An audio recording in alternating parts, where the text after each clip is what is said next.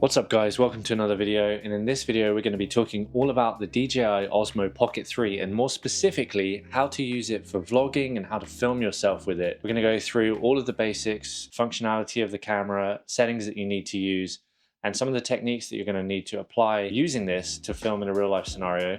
So let's get into it. So if you're watching this, I'm sure you're aware that this comes in a Creator Combo or on its own. I think most of you are going to be probably looking at the Creator Combo as it comes with a microphone already. I'm using one right now, and all of the other accessories like a wide angle lens, an extra battery, and then a case as well. I actually bought the DJI Osmo Pocket 3 on its own without all the extra accessories because I wanted to buy the mic system separately and get two mics. Now they have a logging setup which will allow you to get two mics and then the mic charger as well with it. But we're just going to assume that you've bought the Creator Combo. You're going to get the Osmo Pocket 3 itself. You're going to get a microphone. I guess the traditional term for this is dead cat, but a little wind thing. Get a little case as well which will house your wide angle lens. It will magnetically clip there to keep everything intact. A little tripod. This is an aftermarket tripod because I didn't buy the Creator Combo. Then you'll get a little extension as well as a battery extension which is a bit bigger than this. And then of course you'll get the case as well. The only other thing you're probably going to need to get is a fast micro SD card which will sit kind of in the side here. It's important to make sure you get the right one. I think the Creator Combo comes with one anyway, but you want one that's super fast. I use the SanDisk Extreme Pro series. They're kind of little black micro SD cards, but micro SD cards do come in different speeds that affect the read and write speeds, and because this is quite a powerful camera with a lot of data, you're going to want one of the faster ones. So let's look at the device itself. The Osmo Pocket 3 has become quite popular for many reasons, one of which is its large 1-inch sensor and professional features that are built in, as well as its gimbal and its really easy to use form factor. So let's get into it and learn how to actually use this thing and get the most out of it when you're filming yourself. So let's look at some of the physical functionality of this camera. Of course, at the top you have the gimbal here. This is something you're going to have to be quite careful with as it can be quite delicate. Hence the reason it comes with this plastic case. You're going to want to put it back in this every time. But to turn this thing on, there are two ways to turn it on. You can actually flip the screen and it activates very quickly. Gimbal moves into position and you're ready to record. And then you can also spin it to turn it off, but there's another way of turning the camera on as well, and that's by holding the record button here and it will turn itself on that way. So you have a couple of options there. You also have this little joystick will allow you to manipulate the gimbal so you can move it up and down. The gimbal also by default should just follow your movements, and now there are different settings that you can set this thing on. So it either keeps the horizon level or it allows you to tilt the camera itself and tilt the horizon line. It's called FPV mode, or you can have it kind of follow each one of your movements just more smoothly, and we'll get into that a bit later. When it comes to recording, it's pretty self-explanatory. You just press the record button and it'll start going, and then you press it again to stop recording. So right out of the box, it should be pretty easy to start filming yourself. There are a few things that you can do to make life a lot easier for you and make your filming even better. One of those is adding a microphone to the mix. The pairing process is very simple, and I'll talk you through some of the settings on how to get that started and how to use your microphone as well. First though, let's look at the menu setup so you can navigate the interface and get to where you want to get to. Swiping down from the top of the screen will give you your quick access menu, options to record when you flip the screen automatically. So when you turn it on, it records automatically. Change the screen brightness, alter the tracking settings, change the gimbal mode and the speed of the gimbal, as well as the main camera settings themselves. Swiping up will get rid of that menu. Swiping from the right to the left will enable your current camera settings that will allow you to put the camera into pro mode, which will give you even more options like picture profile and autofocus functionality and stuff like that. However, as a beginner, I would definitely recommend that you keep it off pro mode to make life a lot easier for yourself. Swiping from the bottom up will give you your camera resolution and frame rates, which we'll talk about a little bit later. And swiping from the left to the right will give you your camera roll. So basically the things that you film and review your footage. Your preview screen where you can see where you're going to be filming, you'll have some different icons in the corners. On the right hand side in the bottom corner you'll have a little symbol that will allow you to flip the gimbal from regular filming to selfie mode and back. You can also triple press the joystick and it will spin the gimbal as well.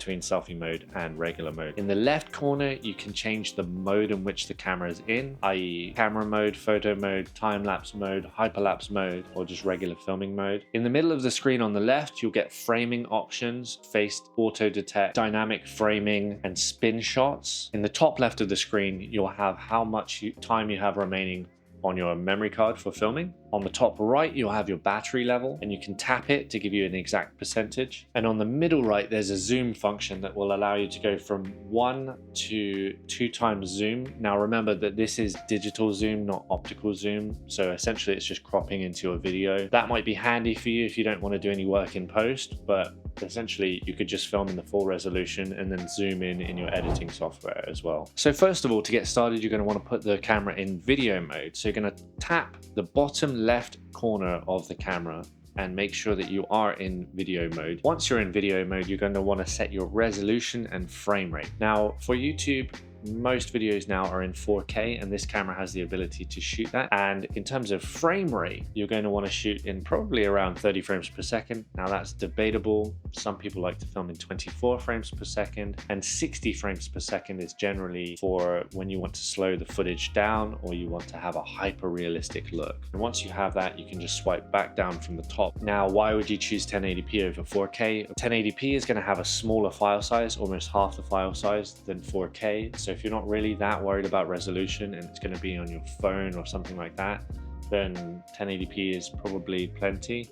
4K will get you the maximum resolution. If you're going to be putting it on YouTube, you expect people to watch the stuff on a larger screen like the TV or the laptop, for instance, or an iPad. So the next thing you're going to want to figure out is the gimbal mode that you're going to want to use. So depending on the situation, that might change. If you swipe down from the top, you can access your quick menu, and if you go to the right hand corner, you have access to the gimbal modes section. And the options that you should have, if you have the latest firmware, you should have follow mode, tilt lock mode, FPV mode, and FPV-I mode. The most important to you are going to be the follow modes and the tilt lock mode. Follow mode does exactly what it says. As you move your hand, the gimbal will follow that movement, just in a smoothed out motion. The tilt lock, however, locks the horizon. So no matter what you do with your hand, the horizon stays level. That can be really, really handy, especially if you are having an interview and a conversation and you don't want the camera to accidentally drift. You want to focus on the conversation. Tilt lock will make sure the horizon is level. And as long as you have it at the right kind of altitude for head and shoulders level, you're going to have more success at capturing that content. Now, the other way to guarantee that you're getting the subject in frame is to use the Active Track 6.0.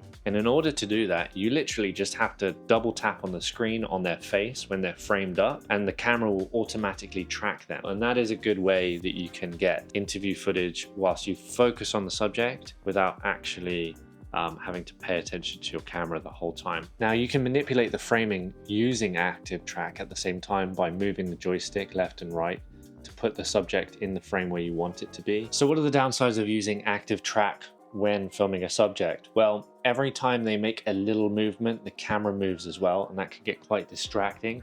So that might be a reason why you wouldn't want to use Active Track to follow somebody. And it would also be a reason why, if you're filming yourself, it's a good idea probably not to have the camera on Active Track all the time. So you have your arm out here and you're talking. Every time you move your head just a little bit, the camera moves, and a lot of people find that distracting. So in that scenario, I personally like to put it on follow mode, but many people also think that it's good to put it on horizon level mode as well, because as your arm gets kind of heavy, it'll at least keep the camera level on your face. So it's kind of up to you in that situation. To turn off Active Track, you just tap the box that is around the face of the subject that you're filming. When it comes to the technique of filming yourself, it's always a good idea to have your arm out as far as you can, especially with a camera like this. The angle of the lens by default isn't super wide, so having your arm out further is helpful, and then also maybe a little bit higher gives you a bit of a better look than if you were like down low.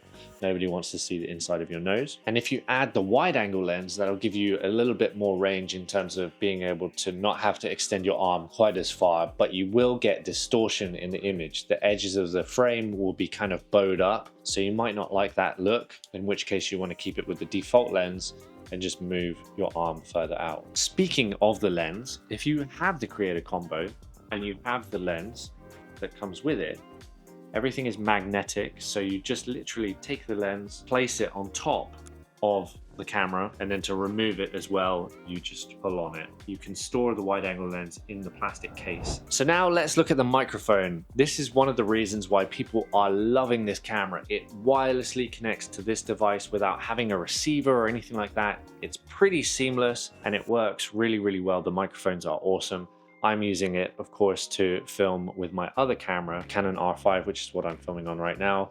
But you can pair both or one of these to the device itself, and it will also give you metering at the top so you can see the level of the audio, how loud it is basically. In order to connect these microphones, if they're not connected already by default, there's a very simple instructions on screen, and in order to find those instructions on screen, you just swipe down from the top, tap the settings menu in the bottom left corner, and at the very top there's the option for adding the wireless microphone. There are two sections for the transmitter 1 and the transmitter 2. Tap your transmitter 1 and then it will give you on-screen instructions on how to set up that microphone, and it's very self-explanatory. On the microphone itself, there are a few different buttons. You have a linking button, you have the power button, and then you also have the recording button.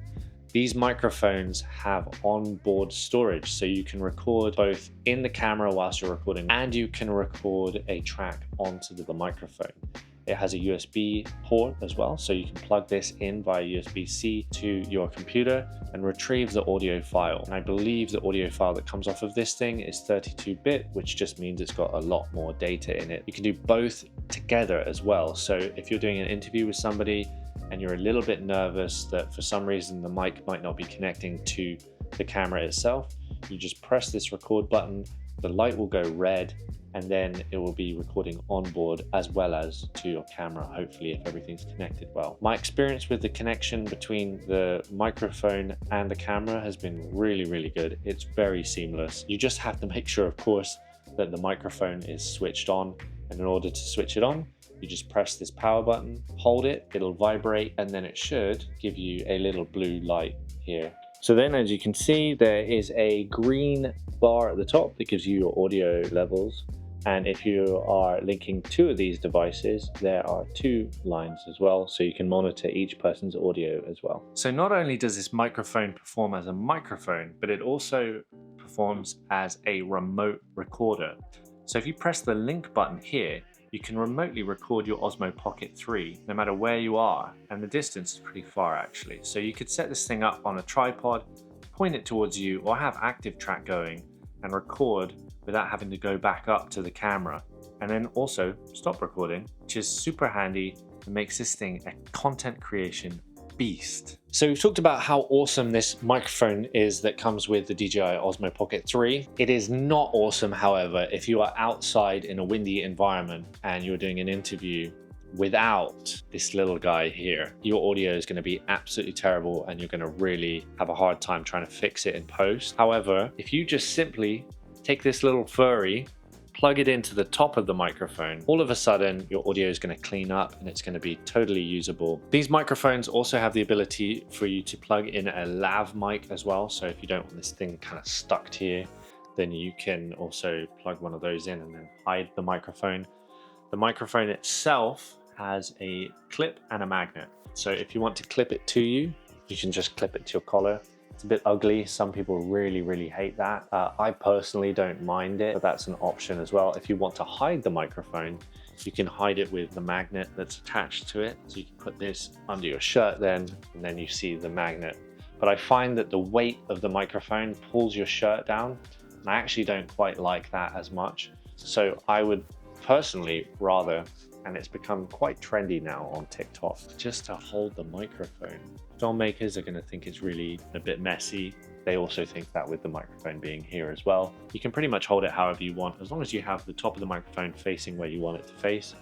it should be okay. Even if it's quite far away, it picks up audio quite well as well. Another feature they've added relatively recently with a firmware update is the ability to cancel a recording by holding the recording button. So if you're a run and gun filmmaker and you have to be ready to record at short notice, there's one setting that you're probably going to want to set up, and that is flip the screen to record. So basically start recording as soon as you turn the camera on. Although the camera turns on relatively quickly when you flip the screen, it still takes a moment before it's ready to start recording. In the settings, if you just swipe down from the top, you can set in the menu setting for the camera to start recording automatically. So another reason this camera is so popular is because it is good for both horizontal filming and vertical filming. To switch it between each mode, it's literally as simple as flipping the screen. Now I know that flipping the screen turns the camera on and off, but there's also an option whenever you flip the screen to make sure it doesn't turn off, and it keeps you in that vertical mode. Now you can change all of these settings in the camera itself. So maybe you don't want to flip the screen back to this profile to get vertical, and you actually want to film horizontal in this screen format as well. You can do that through that setting as well. Regardless if you have the battery pack add-on with the Creator Kit or not, this camera charges very, very quickly. If you have a proper power source and a USB-C cable, it can charge, I think, up to 80% in 15 minutes. And if you have a power bank with you as well, you can just plug it directly in also.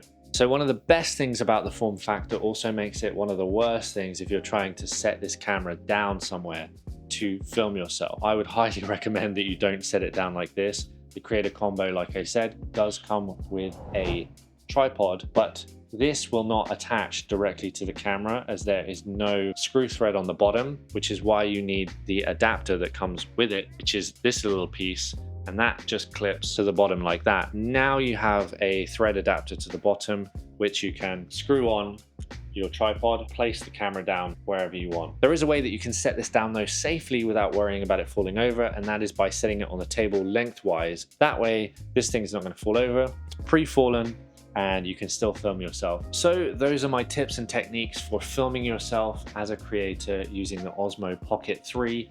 It's an incredible camera. There are so many more features that we can dig into in other videos, but for now, that's enough to get you started. If you like this video, please subscribe and leave a comment down below. Thanks for watching, and I'll see you guys in the next one.